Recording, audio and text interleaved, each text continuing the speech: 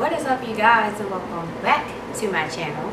So I know I've been a little MIA. I mean, I did post a vlog last week, but other than that, like my sit down talking videos have been a little bit MIA. So what is up? I am back. I just finished my second week of classes, so it's really trying to get into the swing of things. And plus, yeah, the semester just started, but stuff picked up super duper quick. Like I've already had like 2 quizzes and a homework assignment and like 3 meetings for my capstone. So yeah, it's been crazy. But today's video is going to be all about the difference between forensic psychology and criminology, because I've gotten this question a couple of times on my all about my forensic psychology major. So I thought I would go ahead and do a whole video on it, because we did talk about it in my psychology in the law class. So just a disclaimer, you guys already know about the air conditioning, so we're not even going to get into that. Also, if you hear crunching and all of that, my dog is eating, so that's that. And if you see me looking down, I have like my notes. Oh my gosh, I have my notes right here. So if you see me looking down, I'm referencing my notes. So yeah, oh yeah, also my back to school sale for my hair extensions and all of that ends on September 10th. You can use code SCHOOL15 for 15% off your entire purchase. My website is extensionsbykayladanielle.com. That info is always down in the description box.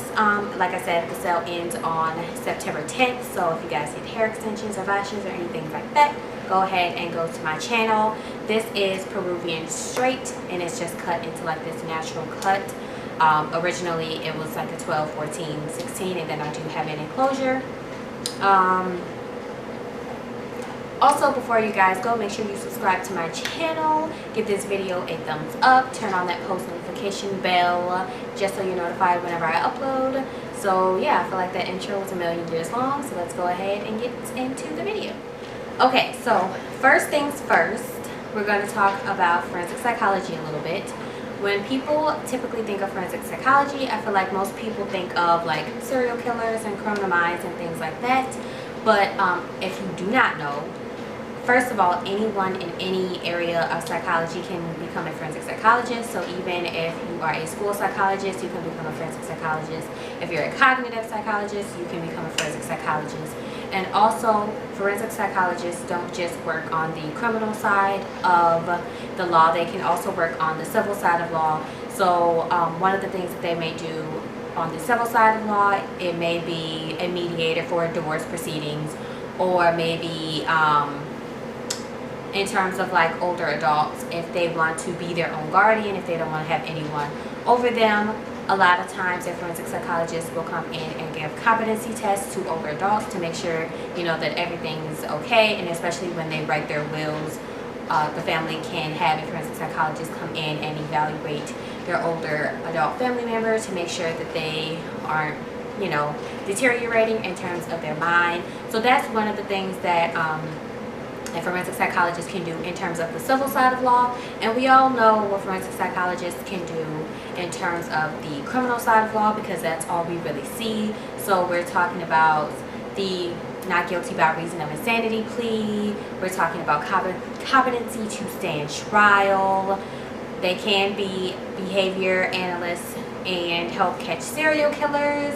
So of course there's, you know, different things that they can do in that area, but I just want you guys to know that forensic psychologists can work in the criminal and legal system of the law, and they can have any background in psychology. So you don't have to be a clinical psychologist to be a forensic psychologist, according to the APA definition. So anyone from any background in psychology can become a forensic psychologist. So if you want to study forensic psychology but you don't want to go the clinical route, just know that you don't have to. You can do whatever you're interested in within the realm of psychology and go on to do whatever in forensic psychology. So yeah. So in terms of criminology, the question that I got the most is what's the difference between forensic psychology and criminology. So the biggest difference that I will say is kind of what we study is a little bit different. We're all interested in crimes and things of that nature, but criminologists tend to want to answer the question on why people commit crime. So a lot of their like research and stuff like that is typically in one specific crime, which is going to be like homicides and things of that nature. Of course, they research, you know, other different things. They may research property crimes or crimes against persons like robbery or something like that. But for the most part, criminologists tend to look at the violent crimes like homicides and mass shootings and things like that. And like I said, forensic psychologists, we go to the legal side of things, and we take a somewhat different approach to answering the question of why people commit crimes. So forensic psychologists can take a social psychological approach or a psychological approach.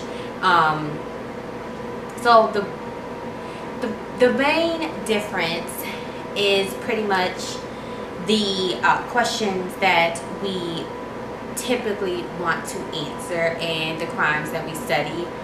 Of course, like I said, criminologists can look at different types of crime. They're not just limited to one type of crime, but typically criminologists tend to look at the more violent crimes, the crimes that we hear about a lot in the news, and they want to explain why people commit these crimes. So what is the reason why this person went out and killed 12 people? The thing criminologists tend to look at is crime prevalence. So how often are these homicides and mass shootings happening?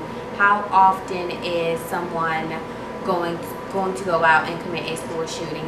What is the likelihood of someone becoming a serial killer? What is the likelihood of you being killed by a serial killer? So things like that. Also, criminologists are interested in recidivism rates as well, but so are forensic psychologists. So there's kind of, you know, that overlap. A lot of times when it comes to recidivism rates, forensic psychologists are interested in things such as, like, if you're going the clinical route, the mental health aspect, and what can we do as a clinical forensic psychologist to help your mental health so that you do not go out and commit another crime, whereas criminologists are looking at things from a broader perspective. So psychology is very individualistic. It's focused on the person. The individual person is the core concern. Criminologists, they do look at the individual, but they also look at the broader scope of things. So they kind of have like a sociological type of approach, because sociology looks at the society as a whole, psychology looks at the individual, but criminologists do also look at the individual as well. So it's again like a social psychological approach that criminologists normally take. And while I talk about like this topic, I want you to notice that I'm using words like typically and normally and things like that, because like I said, there are so many different things that criminologists and forensic psychologists can do, but what I'm talking about are the norms that these professions tend to have. Of course, there are going to be people who do different things and study in different areas, and of course that's normal, that's with anything, but I'm talking about the things that forensic psychologists and criminologists typically do. So what is the norm for these professions?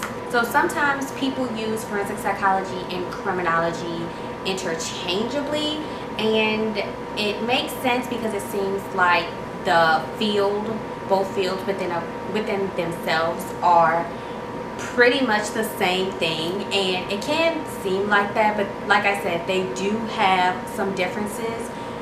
Forensic psychology is focused on one thing and criminology is typically focused on another thing. Also, criminology, as far as I'm concerned, normally doesn't lean towards the civil side of the law. I could be completely wrong. There could be someone out there who is interested in divorce proceedings who is a criminologist. I'm not 100% sure, but yeah, criminologists typically don't lean towards the civil side of law, whereas forensic psychologists are called in to do quite a few things when it comes to civil proceedings with the law. So figuring out which one you should choose, so should you be a forensic psychologist or should you be a criminologist? Personally, it depends on what you want to do and what your interests are and what you want to do in terms of like schooling and stuff like that, because of course schooling is going to play a big role. If you don't want to do all of the extra schooling and things like that, I'm not 100% sure on what the schooling is like for criminologists, but if it is shorter than being a forensic psychologist and you're just completely over school, criminology may be the route that you want to take. But there are a ton of factors that you have to look into when you're choosing one or the other. But it all boils down to what you want to do and what you're interested in. If you are 100% interested in like violent crimes, and you want to know why people commit these violent crimes, the prevalence of these violent crimes, the recidivism rates for people who commit violent crimes, then criminology may be your best option. Unless you want to look at like the mental health of these offenders and look at brain scans and things like that, then forensic psychology may be the best route for you to take.